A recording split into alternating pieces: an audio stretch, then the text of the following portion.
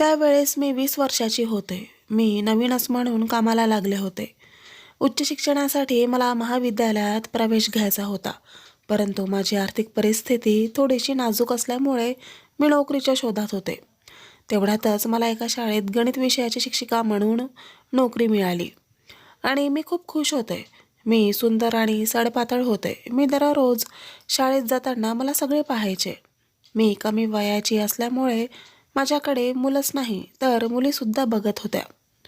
माझ्या शाळेत नितीन नावाचा मुलगा होता. तो दिसायला खूप छान होता आणि त्याचबरोबर हुशारही होता. तो 10वीच्या वर्गात असला तरी शरीराने तो तगडा दिसत होता. त्यामुळे तो इतर मुलांपेक्षा वेगळा वाटत होता. त्याची गणितामधील पकडसुद्धा मजबूत होती. एक दिवस वर्गामध्ये मुले खूप दंगा करत होती. मी त्यांना शिक्षा म्हणून गणित सोडवायला दिले. ते वर्गात कोणालाही सुटू शकले नाही. पण नितीनने मात्र ते 5 मिनिटात सोडवले आणि तेव्हापासून मी त्याच्याकडे नेहमी लक्ष देत होते. पण हळूहळू मला असं वाटायला लागले की तो माझ्याकडे टक लावून बघत आहे. मी दुर्लक्ष करू लागले. पण आता हे त्याचे माझ्याकडे बघणं आता नेहमीचंच झाले होते आणि मला असं बघू नकोस म्हणून त्याला मी सांगूसुद्धा शकत नव्हते. त्या दिवशी आमच्या कॉलेजमध्ये स्पर्धा चालू होत्या. स्पर्धेमध्ये सुद्धा सगळ्यांपेक्षा वरचढ होता. मी स्पर्धा लांबूनच बघत होते. नंतर थोड्या वेळाने धावण्याची स्पर्धा चालू झाली आणि सर्वजण धावायला लागले. मी एका बाजूला उभे होते आणि पळणारे सर्वजण माझ्या समोरून जाणार होते. तो समोरून धावत होऊन जाताच त्याला मी अंगठा दाखवून शुभेच्छा दिला. तर त्याने धावत असतानाच हळूच डोळा मारला. मला थोडेसे अवघडल्यासारखे वाटलं, पण मी शांत होते. त्याने धावणीत सुद्धा क्रमांक पटकावला. सगळेजण त्याचे खूप कौतुक करत होते.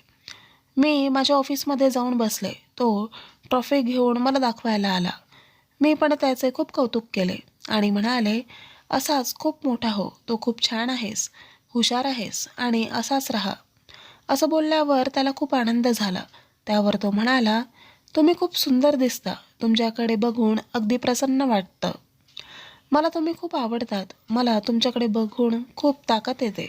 मला काय बोलायचं कळत नव्हतं म्हणून मी विषय बदलला आणि म्हणाले की आता परीक्षासुद्धा जवळ आली आहेत. खूप अभ्यास करावा लागणार आहे.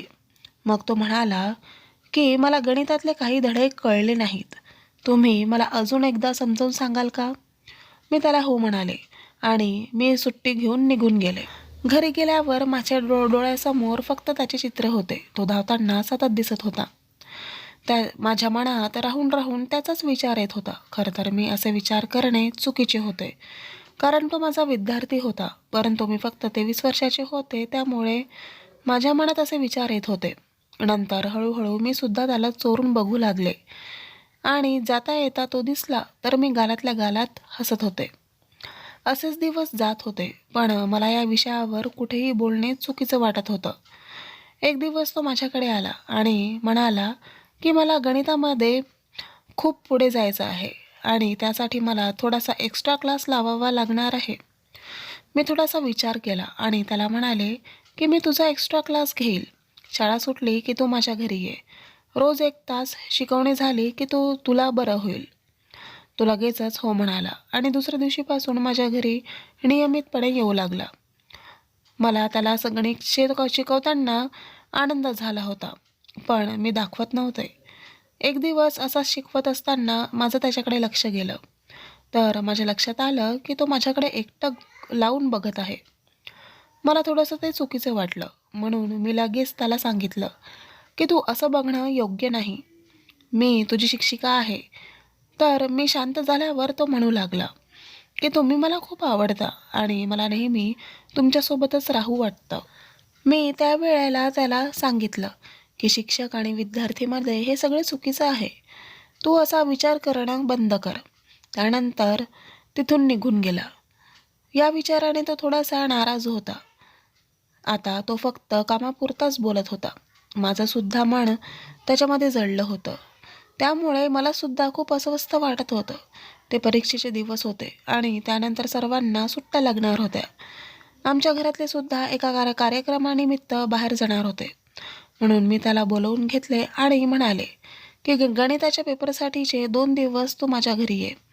मी तुझा अभ्यास घेईल. ठरल्याप्रमाणे तो अभ्यासाचे सर्व सामान घेऊन आला.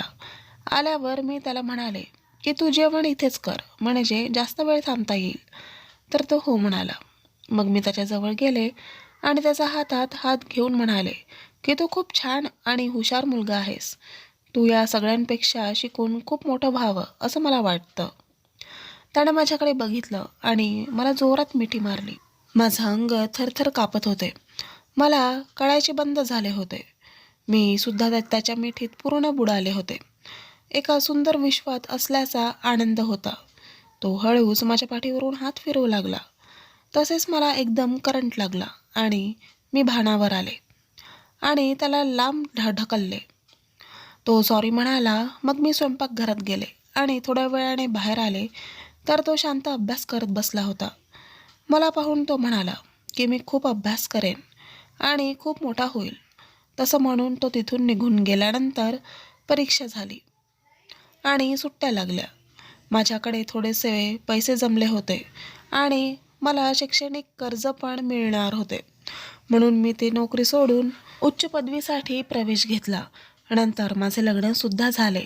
त्याची माहिती काहीच मिळाली नाही, परंतु तो माझ्या आयुष्यामध्ये गोडगुपीत असल्यासारखा अजूनही आठवणीत आहे. तर मित्रांनो, कथा आवडल्यास चॅनलला लाईक, शेअर, कमेंट करा आणि अशाच छान छान कथा पाहण्यासाठी चॅनलला सबस्क्राईब करा. धन्यवाद.